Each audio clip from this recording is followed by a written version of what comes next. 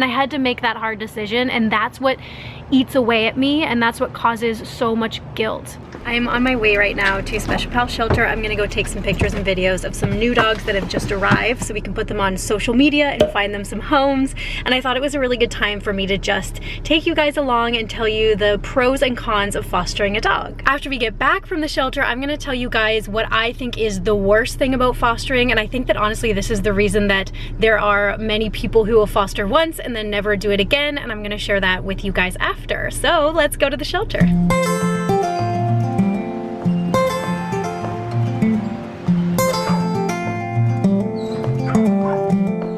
Let's start with the benefits of fostering because there are a lot more of them.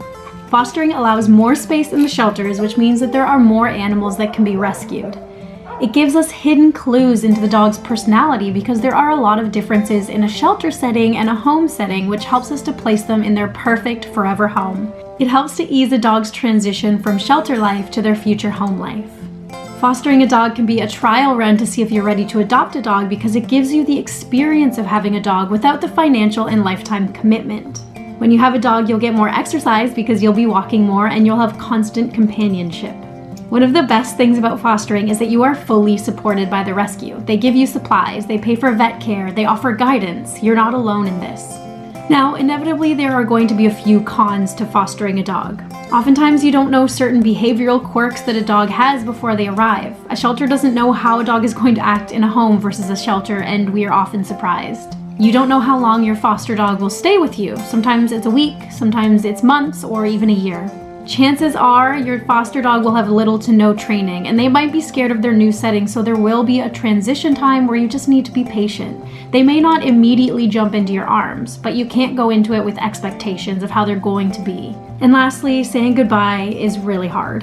Hi, hello, welcome to my backyard. I'm just sitting here with my dogs having a cup of coffee because I had a really busy afternoon with the dogs and the cats, as you guys could tell, and I'm just kind of decompressing from that and talking to you guys. So as I mentioned, I really want to talk about the bad side of fostering. So the side that nobody really tells you because most people don't even know what it is that they're feeling when it comes to this. And I honestly think that this is the biggest reason why a lot of people will foster once and then never do it again. And that is the guilt that's attached to it. I know this may sound ridiculous because as fosters, we're not guilty of anything. We're helping dogs out on their journey to find their home, but there's always going to be a little bit of guilt when you're fostering a dog that you didn't just adopt the dog.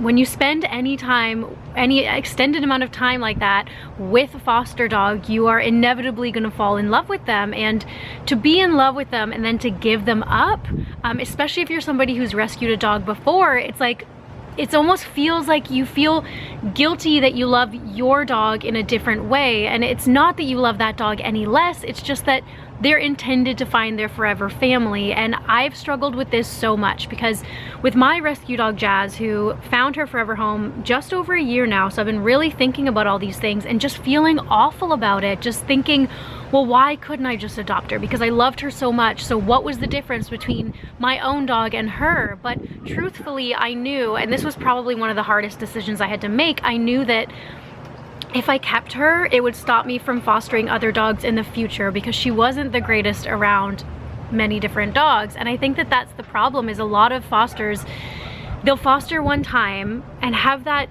sense of guilt and that awful feeling of having to give a dog up, and then they don't want to do it again, or they end up adopting the first dog that they foster and then they never foster another dog ever again. And that's amazing. If you do have a foster fail, that's so great for that dog because it found its home, and I'm so happy for it. But also it means that you can't foster again in the future if that dog's not good with other dogs. So for me personally, I had to make that hard decision of, do I adopt Jazz or do I rescue as many dogs as I possibly can? As you guys know, I'm gonna be starting a dog rescue when I'm done with school and get on track with that. And a big part of that is that the dogs are gonna have to stay with me in the beginning. I mean, as we're getting everything set up, I'm not gonna have the money to just be able to, you know, have a piece of land, so they're gonna be staying in my house. And if I have a dog who's not good with that, then that's gonna be a big issue for me. So it's that guilt of choosing, it's such a ridiculous notion, but there is with any kind of fostering a sense of guilt that you didn't adopt them and that you couldn't save them. But The solution to homeless dogs is not to adopt them all. It's to find homes for them, yes, but you personally cannot adopt every single dog. At a certain point, you're gonna have too many dogs in your house. And so there's absolutely no reason to feel guilty about it. So that's one of the things that I just wanted to kind of prepare you guys for is, yes, it's going to be very sad when they leave, but the worst part of it is that you are gonna feel guilty. So you're gonna feel sad and you're gonna feel guilty. And that's okay for you to feel like that, but just know that you're not alone with it. We all have these same feelings, and we can all work through it together and save as many dogs as possible. Thank you guys for watching this video. I hope that you learned something about fostering. If you guys have any questions about it, because I have experience with it and I also work for a dog shelter, so I do know quite a bit. If you have any questions, if you're thinking about fostering, then just send me an email or comment on this video, and just let me know any questions or concerns you have, and I'd be happy to answer it. And I'll see you in the next video.